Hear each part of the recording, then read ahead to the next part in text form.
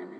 তাদের কিছু অভিযোগ আছে এবং এর আগে বিভিন্ন রকম রাজনৈতিক দলগুলো তাদেরকে ব্যবহার করেছে, অত্যন্ত খারাপভাবে ব্যবহার করেছে।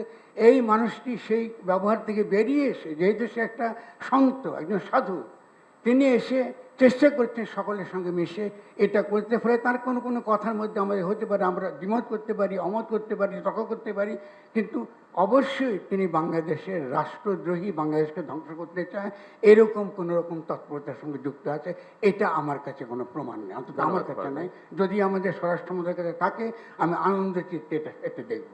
তা আমি মনে করি যে এই যে একটা বড় বিপদের মধ্যে আমরা বাংলাদেশকে ফেলে দিয়েছি, এই বিপদটা আমরা উদ্ধার পাওয়াটা এখন অত্যন্ত গুরুত্বপূর্ণ। আজকে যে ভাবমূর্তি নষ্ট হয়েছে আমাদের, আমি অত্যন্ত দুঃখের সঙ্গে কথাটা বলছি। এতগুলো মানুষ মারা গেল, এতগুলো ছেলে পঙ্গু হয়ে রয়েছে, সেখানে আমরা এখানে বাংলাদেশকে একটা জঘন্য দেশ হিসেবে, যেখানে সংখ্যালঘুরা নিরাপদ নয়, এইভাবে আমরা আমাদের কাজকে সারা পৃথিবীতে